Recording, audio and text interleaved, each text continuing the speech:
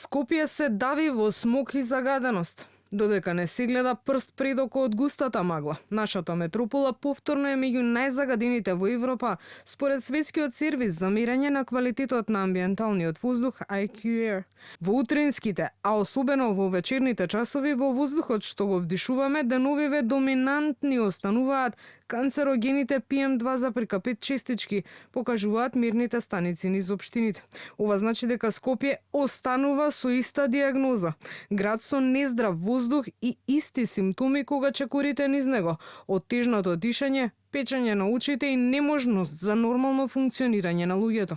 Хронично болните, оние со астма и други респираторни проблеми, деновиве биле најчестите пациенти кои се јавувале на линијата 194 и барале спас од итната медицинска помош за да можат полесно да дишат. Во последните 48 часа се забележуваат околу 70 интервенции во текот на едно денонокие, во кои што имаме зголемен број најавувања од страна на респираторните пациенти, тие што се со хронични респираторни заболувања, кај астма, кај бронхитисите, кај цистичните фибрози. Пробуваме со редовната терапија да ја зголемиме терапијата или да советуваме во зависност од симптомите или ги насочуваме, а понекогаш кога се работи за патна сатурација, тогаш имаме интервенција од наша страна. Воздухот не е добар за вдишување за никого, ниту за хронично болните, ниту за здравите луѓе, најмалку за децата,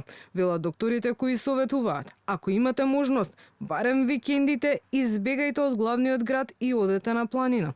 Штом сте во Скопје, доколку не морате, не излегувајте надвор. А ако е неизбежно, носете маска. Ако е можно да се носат заштитни маски, соодветни заштитни маски и да се прочистува воздухот, може да се користат и прочистувачи на воздух за во простории, би било добро. Откако 2 последователни дена беше надминат прагот на прифатливо загадување, надлежните дадоа мерки, кои воглавно се сведуваат на препораки. Препораката до работодавците е да ги ослободат од работни обврски бремените жени, лицата постари од 60 години, како и граѓаните со хронична астма, прилежан срцев или мозочен удар, без оглед на возраста.